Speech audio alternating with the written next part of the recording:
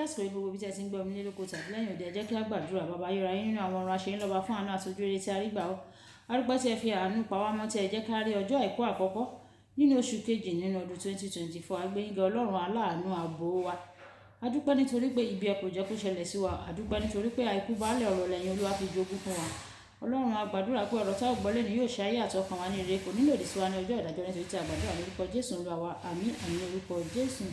Ìwé ọ̀run ṣíṣí tí a tẹ ọwọ́ olùṣọ́-àgùntàn Enoch Adéjàre Adébóyè kọ.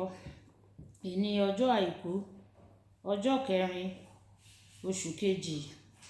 Àkòrí tí a ó gbéyẹ̀wò sọ wípé ìrìbọmi ẹ̀mí mímọ́ àti agbára apá kìíní. Ìrìbọmi ẹ̀mí mímọ́ àti agbára apá kìíní. Àwọn àkọ́sórí wa nínú ìwé ìṣe àwọn àpọ́stélì orí ìkíní ẹsẹ̀ ìkẹjọ. Ìṣe àwọn àpọ́stélì orí ìkíní ẹsẹ̀ ìkẹjọ. Ṣùgbọ́n ẹ̀yin yóò gba agbára nígbà tí ẹ̀mí mímọ́ bá bà lé yín. Ẹ ó máa ṣe ẹlẹ́rìí mi ní Jerúsálẹ́mù àti ní gbogbo Jùdíà àti ní Samaria àti títí dé òpin ilẹ̀ ayé. Nígbà tí a mú bíbélì kíkà wa tẹ̀lé nínú ìwé ìṣe àpọ́stélì bákan náà orí ìkẹta ẹsẹ̀ ìkíní dé ìkẹjọ.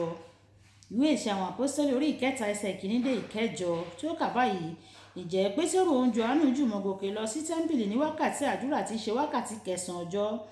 Wọ́n sì gbé ọkùnrin kan tí ó yarọ láti inú ìyá rẹ̀ wá, tí wọ́n máa ń gbé kalẹ̀ ní ojoojúmọ́ ní ẹnu ọ̀nà tẹ́ḿpìlì tí à ń pè ní dáradára, láti máa ṣagbe lọ́wọ́ àwọn tí ń wọ inú tẹ́ḿpìlì lọ. Nígbà tí ó rí Pétérù òun Jòhánù bí wọ́n ti fẹ́ wọ inú tẹ́ḿpìlì, ó ṣagbe. Pétérù sì tẹjú mọ́ pẹ̀lú Jòhánù, ó ní, wò wá o. Ó sì fiyèsí wọn, ó ń retí àti rí nǹkan gbà lọ́wọ́ wọn o. Pétérù wí pé fàdákà àti wúrà èmi kò ní o, ṣùgbọ́n ohun tí èmi ní èyí ni èmi yóò fi fún ọ o. Ní orúkọ Jésù Kristi ti Násárẹ́tì, dìde kí o sì máa rìn. Ó sì fà á ní ọwọ́ ọ̀tún, ó sì gbé e dìde. Ní ojú kan náà ẹsẹ̀ rẹ̀ àti egungun kókósẹ̀ rẹ̀ sì mókun. Ó sì fò sókè, ó sì dúró, ó sì bẹ̀rẹ̀ sí ní rìn. Ó sì bá wọn wọ inú tẹ́ḿpìlì lọ. Ó ń rìn, ó sì ń fò, ó sì ń yọ̀, ó yin Olúwa Ọlọ́run. Olúwa kó bùkún kíkà àti gbígbọ́ ọ̀rọ̀ rẹ̀ wáyé. Ẹ tẹ́tí bẹ̀rẹ̀ jẹ́ láti gbọ́ ohun tí olùṣọ́-àgùntàn Enoch Adéjàre Adébóyè ní fún wa ní ìní ọjọ́ àìkú. Bíbélì kíkà wa fún tòní bẹ̀rẹ̀ pẹ̀lú ǹjẹ́. Èyí tọ́ka sí pé lẹ́yìn ìṣẹ̀lẹ̀ tó ti ṣẹlẹ̀ ṣáájú, nǹkan tuntun ṣẹlẹ̀. Iṣẹ́ àwọn àpọ́stélì orí ìkejì sọ fún wa nípa ọjọ́ Pẹ́ńtíkọ́sì àti bí gbogbo ẹni tó wà ní yàrá òkè ṣe kún fún ẹ̀mí mímọ́, tí wọ́n sì bẹ̀rẹ̀ sí ní fi èdè tuntun sọ̀rọ̀ gẹ́gẹ́ bí ẹ̀mí mímọ́ ti fún wọn ní ohùn. Ǹjẹ́ nísinsìnyí tọ́ka sí ohun tó fẹ́ ṣẹlẹ̀ nínú ayé Pétérù àti Jòhánù látàrí ìṣẹ̀lẹ̀ náà. Dájúdájú ìyẹn ni iṣẹ́ ìyanu ń ṣe. Nígbà tí o bá gba ìrìbọmi ẹ̀mí mímọ́, o ní agbára àtòkè nínú rẹ o. O ní agbára láti ṣe iṣẹ́ ìyanu. O ní agbára láti wo aláìsàn sàn àti láti jí òkú dìde.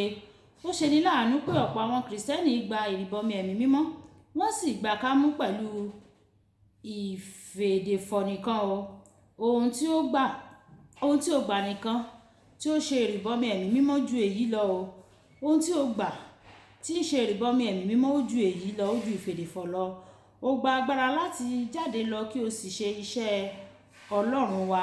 Ní ọ̀pọ̀ ọdún sẹ́yìn, mo gbàdúrà sí Ọlọ́run fún ọ̀pọ̀lọpọ̀ ọ̀sẹ̀ fún agbára láti ṣe iṣẹ́ rẹ̀, ṣùgbọ́n kò dá mi lóhùn o.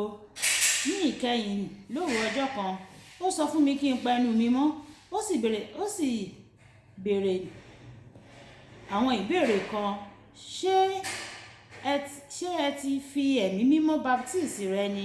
Mo ní bẹ́ẹ̀ ni. Bẹ́ẹ̀ ni. Ó ní, kí ni a kọ sínú ìṣe àwọn àpọ́stélì orí ìkíní ẹsẹ̀ ìkẹjọ? Mo mọ̀ lórí. Nítorí náà mo sọ fún un. Nígbà náà ni ó ní, o gba agbára lẹ́yìn tí o gba ìrìbọmi ẹ̀mí mímọ́. Mo fèsì, Olúwa, ṣùgbọ́n mi ò mọ̀ lára pé mo lágbára. Ó dáhùn, ṣé mo sọ pé olódodo yóò wà láàyè nípa ìmọ̀lára ni? Ní òwúrọ̀ ọjọ́ kejì, wọ́n gbé ọmọ kan tó ṣàìsàn wá sọ́dọ̀ mi fún àdúrà. Ẹ̀rù bà mí o, ṣùgbọ́n mo rántí ìjíròrò mi tí mo ní pẹ̀lú Ọlọ́run lálẹ́ àná. Nítorí náà mo gbé ọwọ́ mi lé ọmọ náà, mo sì gbàdúrà o. Kò pẹ́ lẹ́yìn èyí, mo rí pé ọmọ náà dákẹ́ lọ gbárí. Mo sì rò nínú ara mi pé ṣé ọmọ yìí kò kú báyìí? Àbí ó ti kú ni?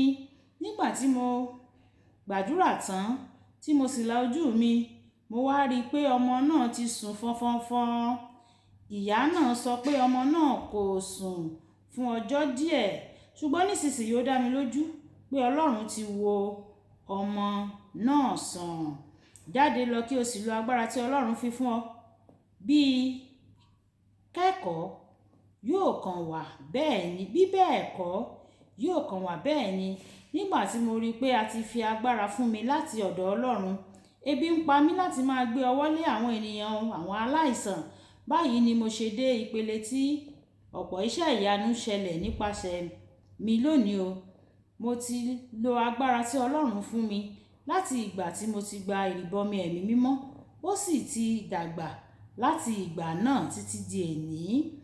Bí ìkókó ọ̀rọ̀ tí o bá ti gba ìrìbọmi ẹ̀mí mímọ́ pẹ̀lú ẹ̀rí ìfèdèfọ̀, bẹ̀rẹ̀ sí ní lo agbára tí Ọlọ́run fún ọ o. Yorùbá bọ̀ wọ́n ní oògùn tí a kò bá fowó ṣe, ẹ̀yìn àrò ló ń gbè. Ọlọ́run ti fún wa ní agbára ẹ̀mí mímọ́ nípa sísan ìdíyelé rẹ̀ fún wa. Ẹ jẹ́ kí a lo agbára ẹ̀mí mímọ́ tí Ọlọ́run fún wa, kí a má ṣe gbé pamọ́, ká má bo tálẹ́ǹtì wa mọ́lẹ̀. Ọlọ́run yóò ràn wá lọ́wọ́. Olúwàbùkọ́lá Ayápé ni orúkọ mi. Nígbà tí a máa pàdé lọ́la, ìpàdé wa bí oyin. Ó dàbọ̀.